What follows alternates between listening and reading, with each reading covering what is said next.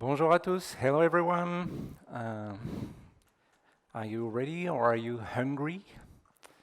So, we're going to speak about serverless containers with Cloud Run. I'm Guillaume Laforge. I'm a developer advocate for Google Cloud. I focus on essentially on the serverless products of the Google Cloud Platform, and you may know me also from my background with as a founder of the Apache Groovy programming language, or as a member of Les Cast Coder podcast, perhaps. Anyway, in this title, there's serverless and containers, so I'd like to do a bit of definitions. Serverless. Slow animation, serverless. There are two ways to think about serverless. First of all, the operational model, in the sense that as a developer, as a user of a given platform, you don't have to focus on infrastructure management, so no server to configure, no cluster to manage or provision, etc.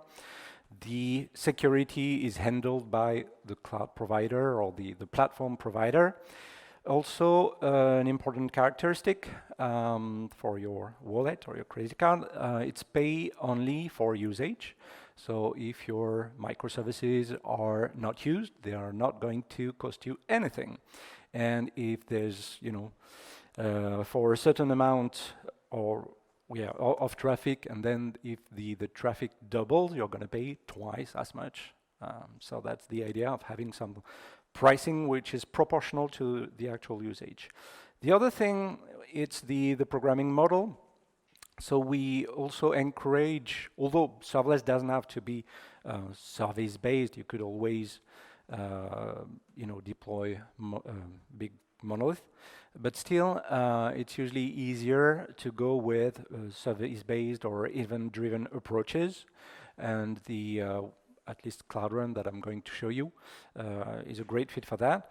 There's also this the last one, green circle, the openness aspect.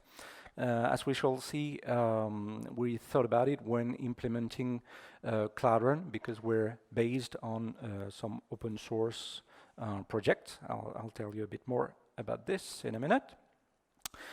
The other keyword in my title that was about containers. Containers are everywhere.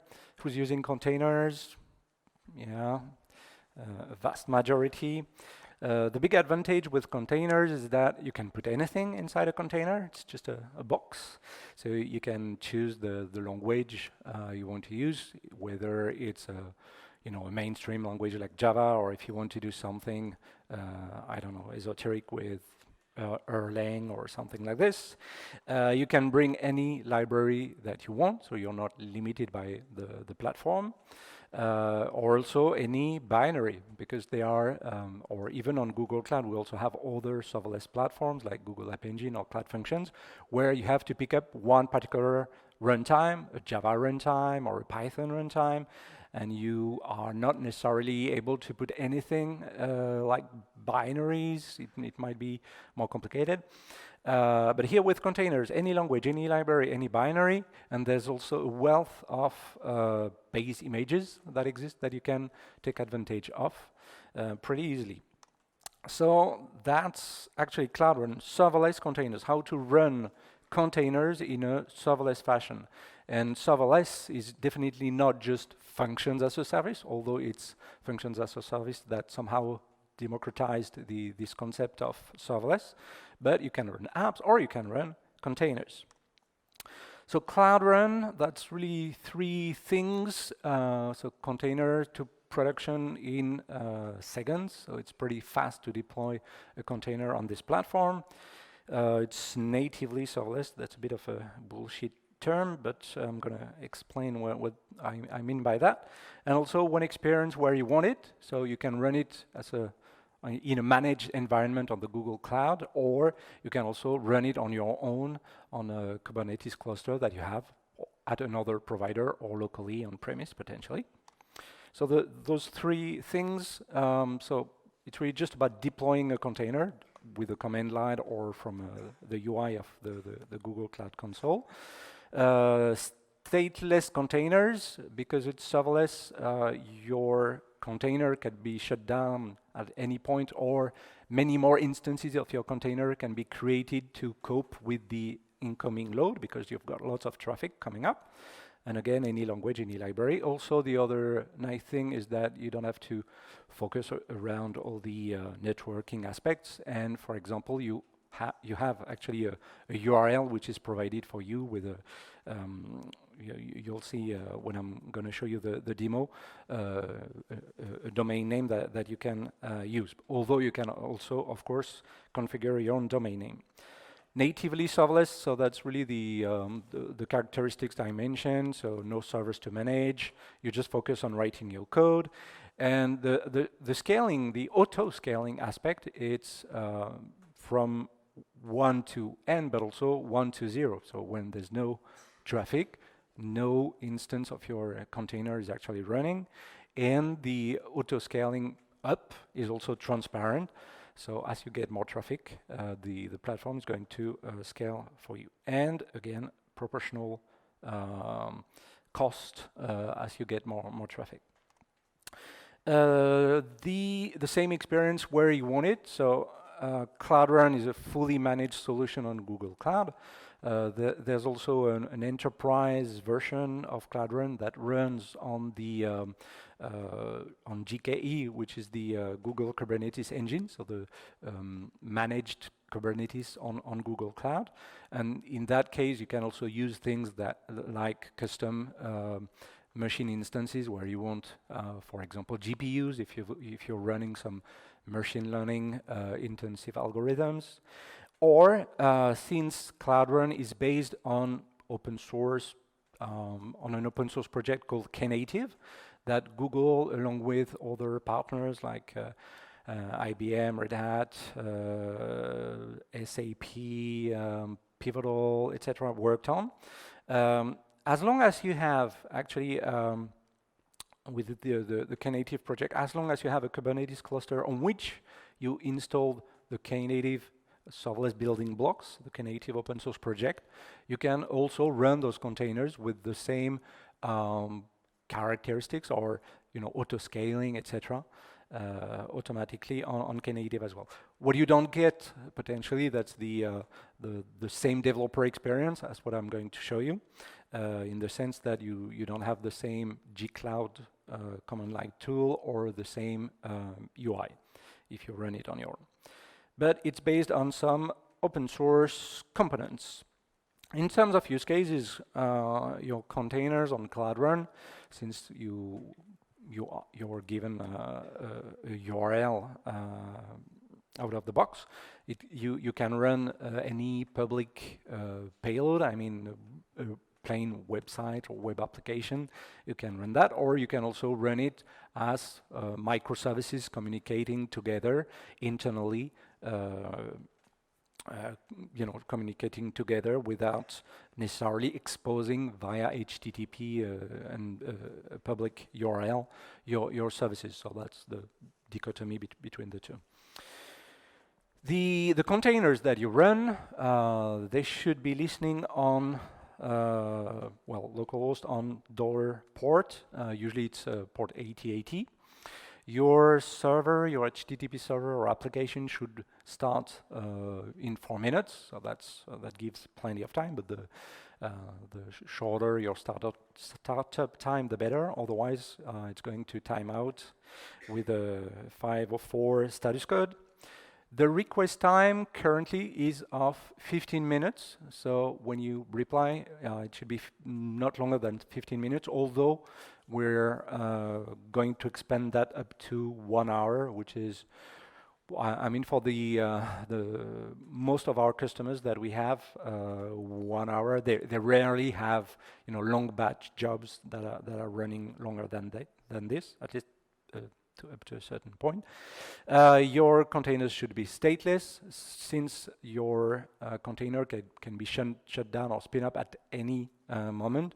If you're writing stuff, or if you, let's say, on a file system, or if you have a local database, the next time your container is going to run, it might not be the same instance and the data might not be there anymore. So it's better to have a stateless container and instead call into managed data stores, databases, etc. Also, one last thing, no background activity after request. Once the request is finished, the system doesn't allocate any more CPU time to your application.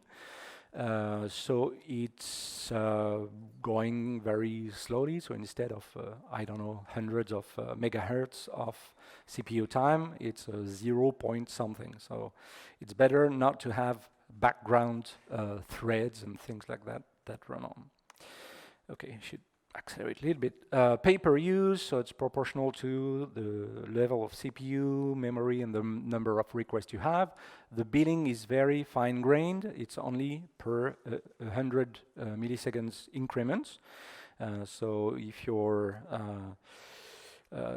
request take 1 second, it's going to be cut into 10 pieces of 100 of milliseconds. Also compared to some of the functions as a service solutions where the level of concurrency is 1. Here you can have up to 80 concurrent requests coming into your image. So it's the nice aspect of it with the impact on the billing aspect is that you are billed for starting from the first request that come to your instance up to the end of the last request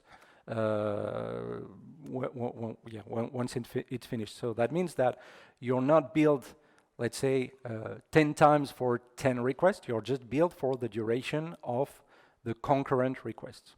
Okay, so this is good. The other thing is that since you have 80 concurrent requests, you won't have a cold start for each request. Instead, you can have 80 concurrent request and just 1 cold start. If it scales up, for example, you're going to have just 1 cold start for one of those concurrent requests. The other benefit is that it's going to scale up more rapidly because the instance is already running. And overall, but it's more a concern for us, cloud provider, it provides a better utilization of the instances that we're running. But that's important for the billing aspect. And what else? Code may need to change in the sense that compared to functions as a service, you have to remember that you can have concurrent requests. So be sure to code your applications so that it handles properly the case of concurrent requests. All right, enough talk. Let's show, because it's 25 minutes, it's really, really, really short. So what I did is, so let me show you this. So I'm going to show you the Google Cloud Console, where I've already deployed hide info panel because I don't want to see that. I've already deployed a couple of services. So there's my Hello service that is saying, okay, hello Voxed. So you can see the URL here. So there's a kind of weird ID that's generated by the platform, but otherwise hello is the name of my service, and this is the domain name that you have for free, and then here that's the path in my application. And so there are 2 ways to deploy new revisions. So there are revisions for your service. Here, if I click on this one, hello, I've already deployed 2, 4, 6. I don't know how to count. Yeah, 6 revisions. But you can either deploy here from the UI, or here. Oh, well, I'll show you that after from the command line. So perhaps I'm going to show you what the code is actually doing. So I built. Perhaps you've seen the previous presentation from Graham Roche on Micronaut. So I used Micronaut for my little Hello World demo. So I did some changes in my code. So I have a controller that replies on this hello path, and I just changed the string to say hello Vox Days microservices. I've built that application here using Docker build. What the Docker file looks like. It's a multi-stage build here, I'm building the actual executable jar for my Micronaut application, and here I'm actually running it. So I'm exposing port 8080. I could use the dollar port instead, and I'm running the executable jar that I built from this first stage. And let's go back to the steps here. So I built it there. I tagged this image, and I also pushed it on the Google Cloud Container Registry. You can also push to other things as well, potentially. And so either you use the, I'm not sure it's big enough, actually. It's, yeah. Is it readable or, well, gcloud beta run deploy hello. I give the URL of the image I've just built. Platform, I'm running on the managed platform. I'm not running on a Kubernetes cluster or something else. Allow unauthenticated because I want to do a public accessible service with a URL. And the region, well, I used US Central. So either I deploy it here, or I can do it from the web console to show you some additional parameters. So there aren't many tweaks for the deployment, but I can ask for less or more memory. I can explicitly say I want up to 80 concurrent requests, but I can say 1 if I want. The timeout request up to 15 minutes and soon an hour. I can also define service accounts for IAM, identity and access management. I can also add environment variables, etc. And just to show you that it deploys, I didn't reselect the latest. I hope it's going to be okay. It should be the latest revision. So just to show you that in a matter of a few seconds, 10 seconds or something like this, I'm going to create a new revision for my service and routing traffic to this service in 20 seconds, something like this. So once this one, yeah, so now it's already ready, and if I reload, it should write hello Vox days microservices. Yeah, well, very impressive, okay, for a hello world. But yeah, just to be clear, I mean, it's really just a very simple demo, obviously. But as you can see, once you have a container that you've built, it's fairly trivial to deploy a new container or deploy a new revision of that particular container. The other things, I have 7 minutes, so that's cool. The other thing I wanted to show you, so I showed how to use HTTP to access my service. But in particular, with microservices, you tend to have something, or you take advantage of more event-oriented architectures where you're going to use things like PubSub to have your services discuss together, exchange messages, react to some events, some notifications. So I have another, let's go back to the code here.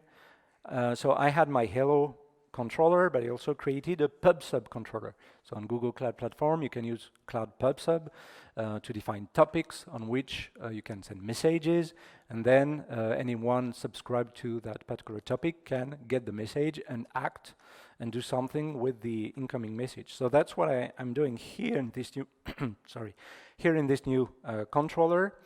So I have a new endpoint here, slash PubSub.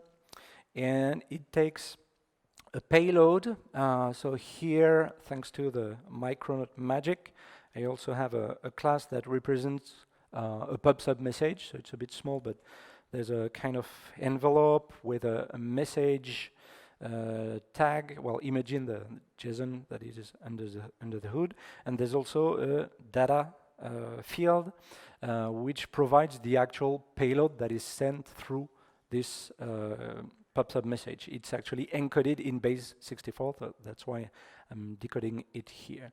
So let me show you the logs view. So either you can see the logs here directly. Oh, yeah, and also something I wanted to mention is that we also provide the equivalent YAML definition of that service so that you could also deploy that to your Kubernetes cluster that would run Knative, the open source serverless bricks. And so either I can see the logs here, or I can also use the Stackdriver logging interface here. So I'm going to launch the live view of the logs. So I'm going to send a little, I didn't show you, but I created a topic with Cloud PubSub. I'm going to, so I must have a comment somewhere saying, where is it? PubSub, I saw it. PubSub, topics, publish, incoming, let's say, well, test. It's very original. And in a few seconds, the logs view is not really real time. It takes like five seconds or so to show new messages, and I see test. Well, wonderful. Not very impressive. The other thing I could show you is that, so here I sent a message on the command line, but of course you may have other services publishing to PubSub. You may have also other products or components of the Google Cloud Platform that also generate some events. So for example, I plugged the Google Cloud Storage service here so that it publishes a message to the topic when a new file is uploaded to a particular bucket. So I'm going to upload a new file. What is that? My boarding pass. I was in Prague over the weekend, so I'm going to upload my boarding pass. And if I go back to the logs view, it's going to show me, instead of test, it's going to show me the JSON blob that is provided by Cloud Storage. Yes. So yeah, kind, self-link, whatever. And here you actually see the name of the file that I uploaded. So you can very easily use PubSub as a communication medium between your services. And more of the Google Cloud products also provide PubSub events that you can react to. So I think that's about it. Is there anything else I missed? Yeah, from the console. So things like managing your custom domains if you want to have your own domain name. So the services are defined here. You can see some details, some stats and graphs of what's going on. There's not much to see because it's not a service that is used very much. And also when you have some frequent errors, that's errors I had while I was developing those little services. The revisions that I mentioned, you can see the definition of the YAML file for Kubernetes and the logs for that particular revision of the service, and then just some additional details. All right, that's about it. 1 minute left, just to conclude. Actually, I don't even have a conclude slide, just a thank you slide. So there are some useful links here, so you can go to cloud.run. It's a shortcut to go to the Google Cloud documentation to learn more about the product and the solution and the additional links if you want to run Cloud Run elsewhere, not just on Google Cloud, so there's no locking into Google Cloud. There's QuickLab, which is a platform to play with Google Cloud technologies for free, so you feel free to go there. There's an FAQ which answers lots of questions you may have around this platform, and this link here on GitHub also Awesome Cloud Run provides lots of nice a list of nice articles, tutorials, etc. on Cloud Run. Which is very interesting, and also the engineers are following the Google Cloud Run tag on Stack Overflow. And that's about it. Thanks a lot for your attention.